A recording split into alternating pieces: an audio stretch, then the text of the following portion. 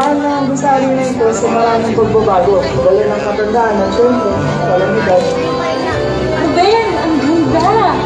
Gusto mo ba dyan tayo magpakasal? Sinabi ko lang maganda. Kasal ka dyan. Bakit? Ayaw mo ba? Hindi naman sa ayaw. Nagulat lang ako nung sinabi mo. Saka na natin pag-usapan yan. Ano yung mataas na kawayan na yan, Ruben? Yun. Palo sebo ang tawag dyan, Vivian. Aapitin lang kawan, nilagyan ng sebo upang maging madalas ito. Tapos, pipilitin nilang maabot ang premyo na nakasabi sa taas ito. Wow! Mukhang masaya pero hindi na parang sa tingin. Ruben, ano yung niliyaw ng mama? Mga malangsi na isda yan, Vivian. Malaki? Ibig sabihin ng malangsi sa Tagalog ay malansa. Ito ang mga isdang malansa tulad ng tilapia, tantay, o bakalaw sa Tagalog, at tamos naman ito ay dalag. Alam mo bang pinangaralan ng bayan na ito ng Guinness Book of Records na yung pinakamahabang ihawan sa Pilipinas na si Tao. At dahil doon, taon-taon, pinag-iwang namin ang malutang Bulgayan. Ihawan sa daan ng ibig sabihin nito. Wow, ang galing! Naku, ang bilis ko makakaibig. Alam mo, hindi na kaya tapos sa bahay mo. Nalaan mo yung mama mo. Kaya nga pala, nangako nga pala ako, napipilihan ko sina Ate Susan ng ating pag-ibig ng mga ulo para sa Bulgaria. Bakit?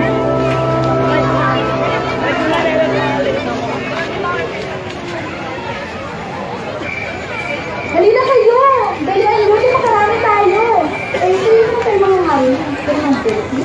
Sige, yun tayo nilamang turkey, mga rolis. Ayun siya. Nililimas na naman ang manok na pansabong na. Mukhang masaya. Mukhang nanayalimutan ang manok niya. Oo nga, malamang makakatiba-tiba tayo ngayon.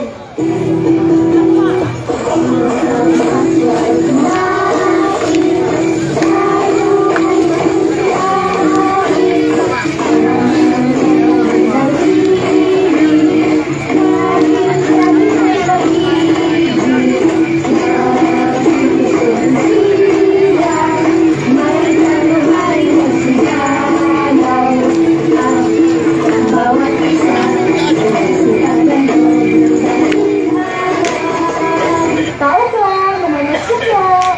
Awad! Merry Christmas po, Mang Bertie. Namamas ko lang po.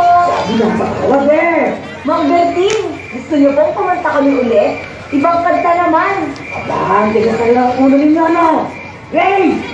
Ako lang mukhang maasaw na magkikigil ng mga batang yan.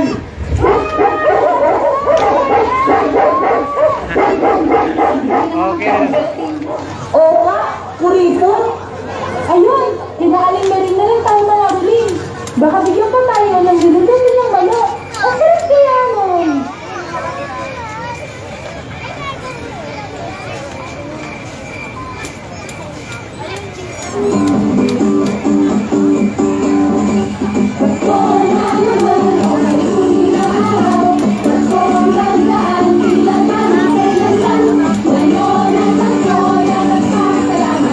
No, kita may kita.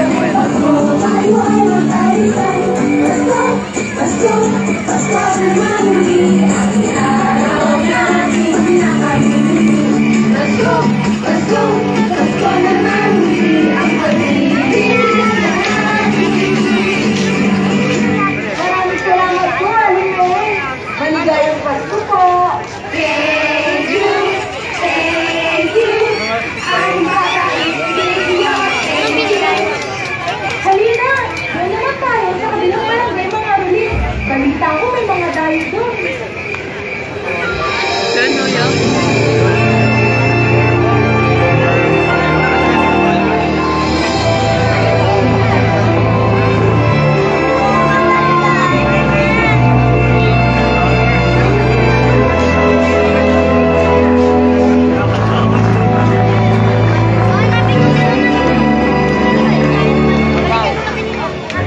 Ruben, ngayon ako nakasakay sa kalabaw. Ito ang ginagamit ng mga magsasaka sa pagbiyahe ng kanilang mga naaning mga gulay at prutas sa palengke. Ayun, tamang-tama at magsisimula ng mga palaro. Anong klaseng laro yan, Ruben? Pagpupalaro ang tawag dyan, Vivian. Pipilingan nila yung magampas ng nakabiting palayok hanggang sa mabasag nito. May mga laruan ng candy sa loob ng palayok na yan.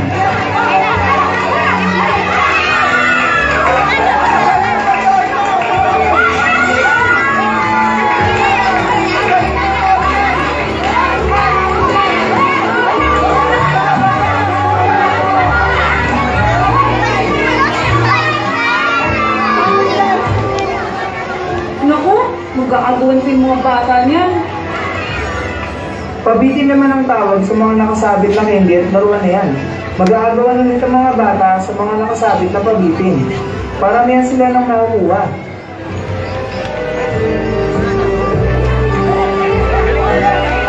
Hindi lang magagawa. Napaka-creative.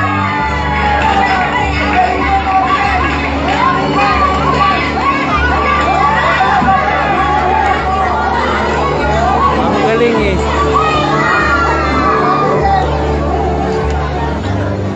Ayun na, diba? Magsisimula ng para sa bigyan. Pagmasdan mo mabuti ito dahil kakaibang yung lumot o kumpara sa lahat.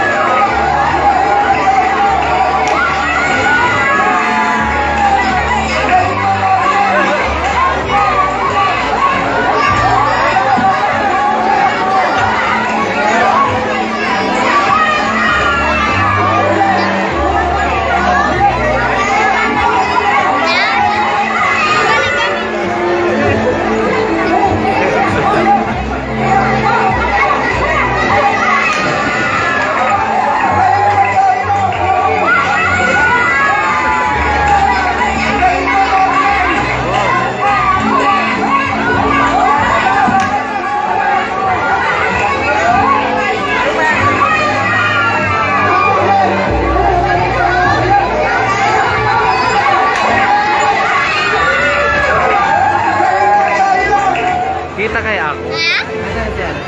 Tara, medyo lumayo tayo ng konti. Magsisimula na tayo sa ako. Hawakan mo kung makikita ako. Ang mga manlalaro ay gusto sa ako. Pabilisan silang mga kautin sa pinisipin na nakasako. Ang pinakamabilis ang mananalo. Nakita ako. Sige tayo parang dito, Ruben. Ang saya talaga magdiwang ng kasko dito sa Bayambang. Ready!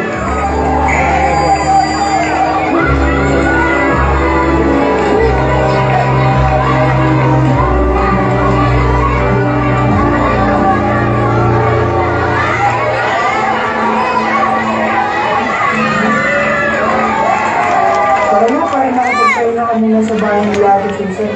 Sunduin na lang kita mamayang gabi din. Sabay tayo magsimba bago tayo tumulong kinain na makita para sa nagtubuena.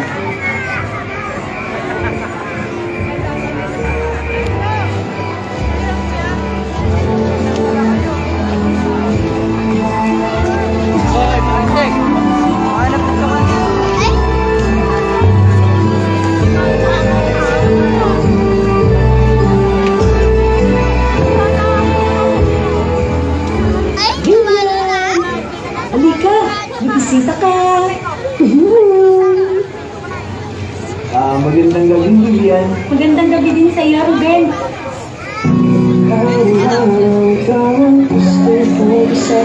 Oo, kaya na-enjoy ko pa sa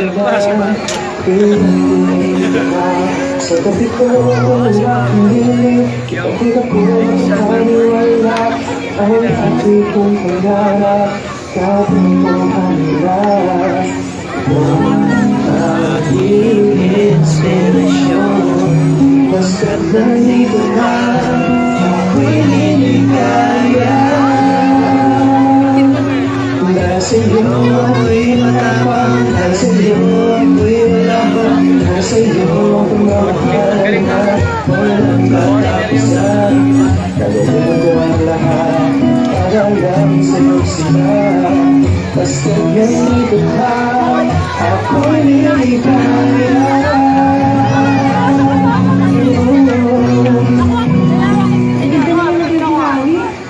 Salamat, Vivian. Buti naman naibigan. Handa ka na ba magsimba? Oo. Tama po yan, Vivian. Kaya sabihin sana ako mahalaga sa'yo bago tayo pumunta sa simbahan. Ano yun, Miguel?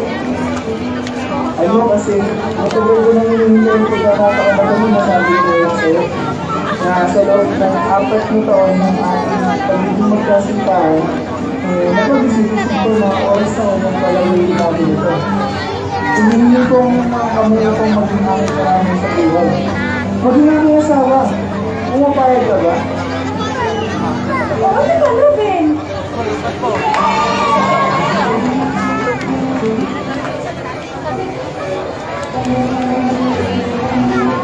Uy, yan na mga mananalo ng binasuan.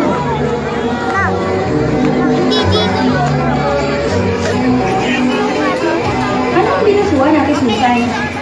Ito ang sayaw na nagsimula sa bayan ng Bayambang. Isinasayaw ito sa mga sasayaw okasyon tulad ng kaarawan, fiesta, kasalan, at iba pa. Hawak ng mga mananayaw ang 3 basong rice wine habang sumasayaw. Dito nakikita ang galing nila sa pagbabalanse ng mga baso.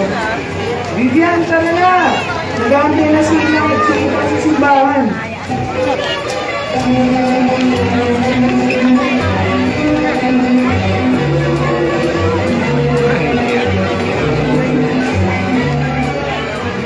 Mano po, Lolo! Mano po, Lola!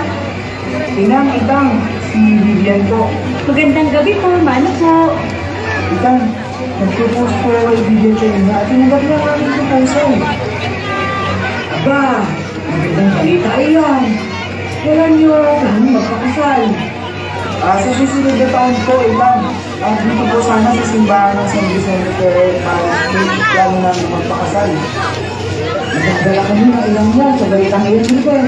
Kasi tama, nandito kayo para magmusan kayo at ang inyong mga planong magpakasal. Kaya mga anak, mga ako, nagsisimula na kami sa regalyo.